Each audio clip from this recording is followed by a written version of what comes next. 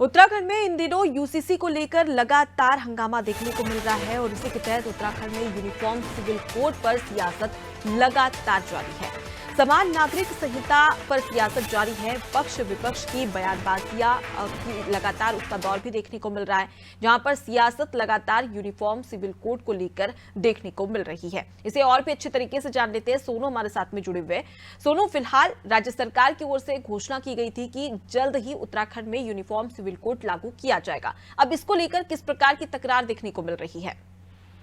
देखिए, विपक्ष के जो नेता हैं वो सवाल भी खड़ा कर रहे हैं और अपने लिहाज से इसका आंकलन कर तर्क भी दे रहे हैं और इसी पर सत्ता पक्ष की तरफ से जवाब भी दिया जा रहा है। अगर हम विपक्ष के नेताओं की बात करें और ताजे बयान की अगर हम बात करें तो उत्तराखंड के पूर्व मुख्यमंत्री हरीश रावत ने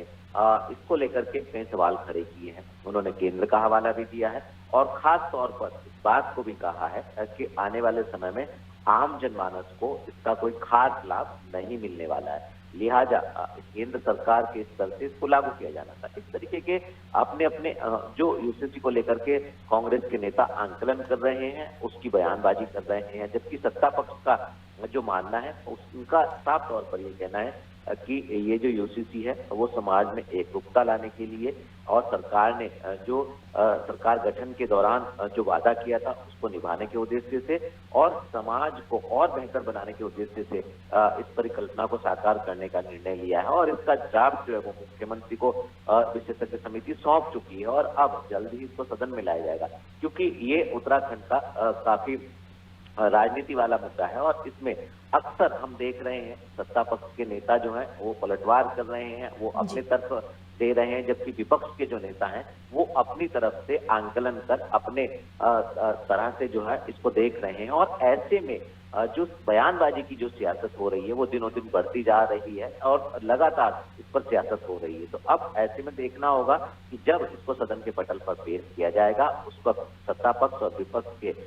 जो तमाम नेता हैं इनकी किस तरह की प्रतिक्रिया जो है वो सामने आएगी और यूसीसी को लेकर के जो लगातार सियासत हो रही है ये आखिर किस दिशा में आगे बढ़ती हुई नजर आएगी। जी, तो शुरुआत से ही यहाँ पर सियासत देखने को मिल रही थी। अब ऐसे में कहीं ना कहीं आने वाले समय में इसका फायदा भी हो सकता है, लेकिन फिलहाल सोनू, अगर हम बात करें तो विपक्ष की ओर से किस प्रकार का तर्क दिया जा रहा है कि जब यूसीसी 6 तारीख को विधानसभा के सत्र में पेश किया जाएगा तो उसको लेकर उनकी क्या राय है?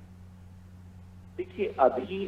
जो विपक्ष के नेता हैं जो भी रणनीति तैयार कर रहे हैं, जो भी बयानबाजी कर रहे हैं, उसका हमें नहीं लगता कि बहुत ज्यादा ठोस आधार विपक्ष के पास है, क्योंकि विपक्ष के तमाम नेता विपक्षी पार्टी होने के नाते, विपक्षी पार्टी के नेता होने के नाते बयानबाजी और आरोप और सरकार की कमियां और खामियां तो गिना रहे हैं, लेकिन अभी यूसीसी का जो ड्राफ्ट है वो पब्लिक डोमेन में नहीं आया, सिर्फ रिपोर्ट सौंपी गई है और रिपोर्ट अभी मीडिया से भी साझा नहीं की गई और ऐसे में विपक्ष रणनीति बना रहा है। हरीश रावत का साफ तौर पर यही कहना है कि राज्यों के स्तर पर नहीं बल्कि राष्ट्रीय स्तर पर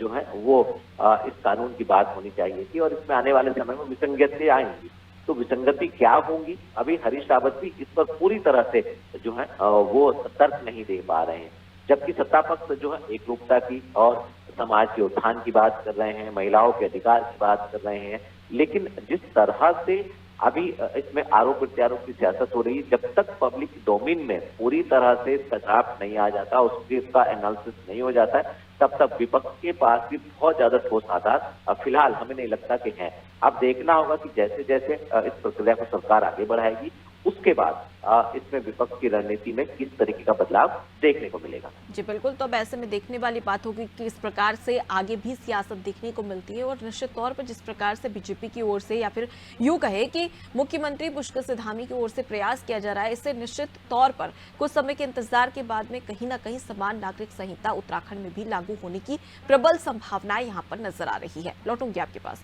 तो देखिए, उत्तराखंड में यूनिफॉर्म सिविल कोड यानी कि समान नागरिक संहिता पर लगातार सियासत जारी है और ये सियासत कहीं ना कहीं आने वाले समय में लोकसभा चुनाव पर प्रभाव डालती हुई भी नजर आएगी।